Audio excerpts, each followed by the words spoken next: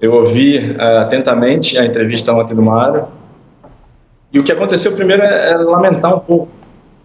Acho que a declaração dele foi infeliz. Ele tocou em pontos que não eram necessários, ele desrespeitou a instituição e desrespeitou os torcedores vascaínos.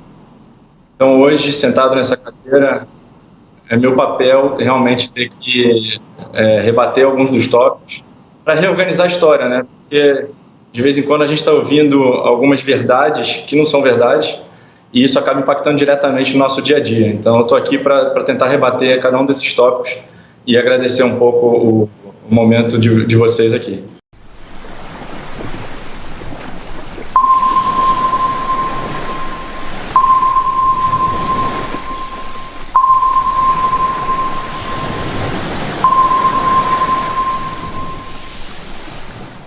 Você está no canal No Radar Vascaíno, eu sou o Edinho RJ.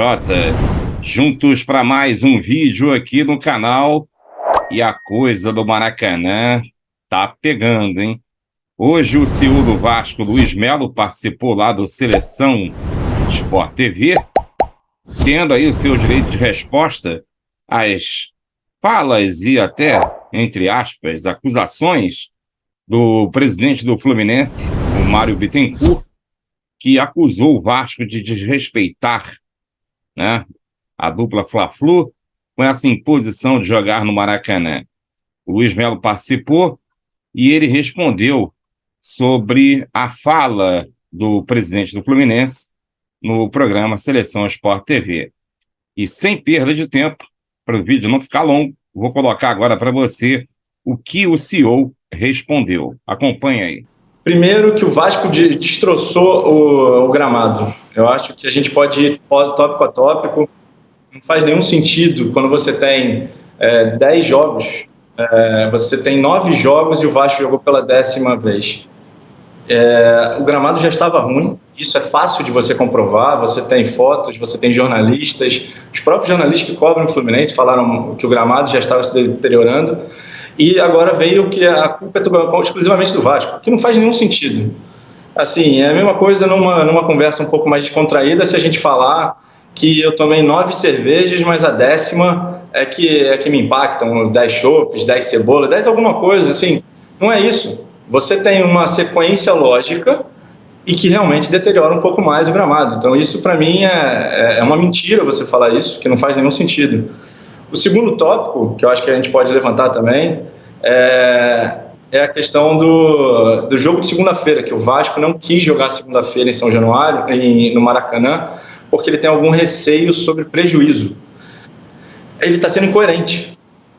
Porque quando a partir do momento que ele fala que a gente não pode ter jogos de 24 horas de espaço, e a gente está sendo muito cuidadoso com isso, a gente realmente sabia que o Fluminense ia jogar na terça-feira, o gramado já vem de um desgaste longo, e se a gente jogasse o jogo segunda-feira contra o Bahia em São Januário e no Maracanã, eu tenho certeza absoluta que a torcida vascaína ia comparecer. Saiu hoje até uma reportagem do próprio GE dizendo que dos últimos 45 jogos disputados no Maracanã, o Vasco teve uma média maior do que 34 mil. Então, assim, a torcida do Vasco comparece, isso daí é histórico. A gente agora no jogo do Bahia já está com mais de 15 mil ingressos vendidos.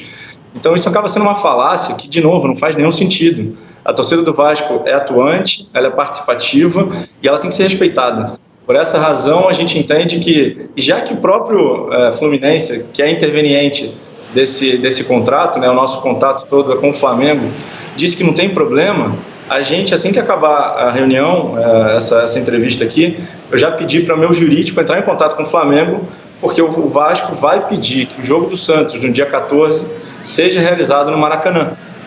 Já que não tem problema de jogar 24 horas, segundo o próprio interveniente declarou ontem, a gente já está deixando claro que o nosso próximo jogo, depois do Bahia, a gente vai querer que seja no Maracanã. E assim, se não houver problema, a gente joga mais 16 partidas. Eu tenho certeza que a torcida vascaína ela vai estar disponível e vai estar ansiosa para lotar mais uma vez o Maracanã.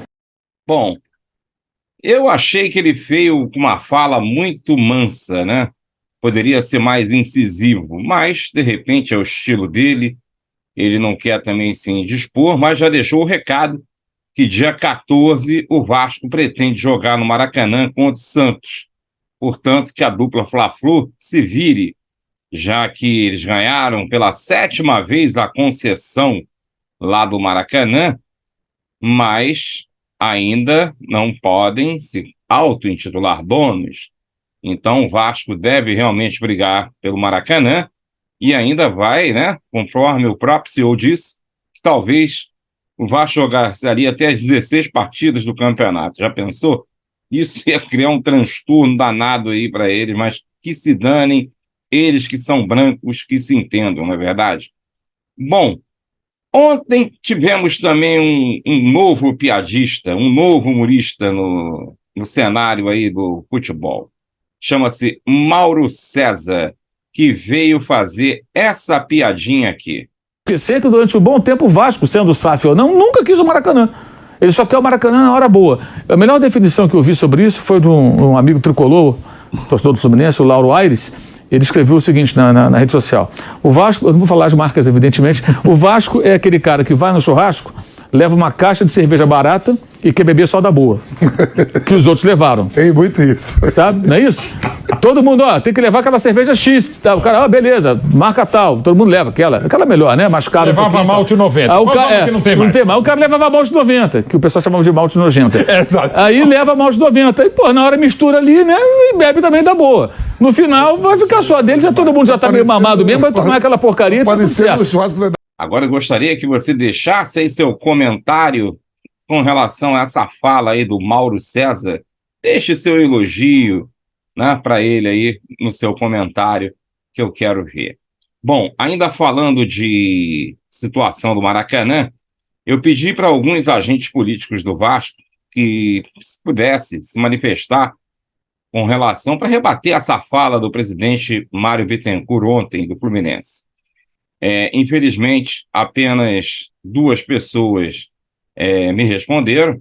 Eu fiz contato, tentei contato com outros aí agentes, mas não me responderam. Mas, pelo menos, são 2 pessoas gabaritadas para responder. O primeiro é o Levenciano, que se posicionou assim com relação à fala do presidente do Fluminense. Acompanhe. O Maracanã é um equipamento público que pertence ao Estado do Rio de Janeiro, logo a toda a população do Rio de Janeiro, independente de que time que essa população torça. Então, pode e deve ser usado por todos os clubes de futebol que tenham interesse e possam efetivamente fazer do Maracanã um local onde se possa ter algum tipo de efetividade na sua utilização. E com a torcida do Vasco, já está mais que provado que ela é a mais efetiva, inclusive, no uso do Maracanã. Quanto à fala do presidente do Fluminense, há pouco a se dizer, né, Edinho? Ele realmente precisa entender que ele não tem estádio, que ele não tem torcida e que ele não é o Vasco, nem representa o Vasco. Um abraço, fica com Deus. E agora, na sequência, você vai ter a resposta do João Carlos Nóbrega com relação à situação também do Maracanã. Você me solicitou uma posição importante a respeito de algo que eu acho que está aí na discussão absoluta do que é. Não vou nem te falar o que está em pauta em relação a Vasco, né? Eu vou te falar o que é uma discussão de Vasco há, sei lá, 125 anos, 100 anos. Discussão de Vasco desde sempre, né? Embora o Maracanã, imagina, tenha sido levantado mais ou menos ali na metade da existência do Vasco, né? Pouco menos. Mas, como um espaço público, originalmente público, né? Levantado como espaço público, ele precisa, de alguma forma, imagina, 70 anos depois, ser discutido nesse aspecto. E aí você me pediu para que se colocasse uma posição que eu nem vou colocar como minha, né? Pessoal, porque vamos combinar que uma posição pessoal nesse aspecto, ela tem pouca pouca dimensão, né? Eu estou colocando aí como uma posição minha, lógico que sim, mas o Estado chegou à conclusão, em algum momento, verdadeiro ou falso, que não tem condição de gerir e passou a iniciativa privada. Em primeiro momento, ali, vinculada a uma empresa que as pessoas podem enxergar como honesta, né? Que foi a Odebrecht. Vamos e venhamos, e não estou falando só dessa empreiteira, tá? Nem estou falando de momento político do Brasil, não estou falando disso. Estou falando de desde que eu me entendo como gente. Não existe obra nesse país limpa de seja lá o que for, transparente, como as pessoas gostam de falar, tocada por empreiteira, qualquer uma delas, e seja o governo que for, que seja honesta. Mas a gente está falando de Odebrecht, num momento político que se queira, absolutamente lambuzada de problemas de ordem administrativa. Vamos ser polidos e chamar de problemas de ordem administrativa. Naquele momento, imagina, num governo de Sérgio Cabral Filho, está posta a conversa, eu não preciso nem entrar em detalhes, né? Naquele momento, o Maracanã passou a uma administração da Odebrecht, dessa empresa com vínculos desse tipo. Bom, no posterior momento, e nesse momento, queiram ou não, o Vasco era administrado por um preposto dessa gente que hoje está lá. Infelizmente, eu falo isso com eu, João Carlos Nóbrega, com 50 anos, 52, 55, 60 anos. Falo isso com a dor no coração que o pessoal da minha idade pode ter, e com a vivência de arquibancada que eu tive na ocasião. Falo com tristeza que foi na administração do Roberto Dinamite. Meus amigos, a coisa, como eu disse, parece que vai ficar embaçada. Bom, a gente aguarda a cena dos próximos capítulos. Lembrando a você que logo mais às 21 horas a gente está de volta com mais uma live aqui no canal. Deixe seu like, se inscreva e ative o sininho para receber as notificações.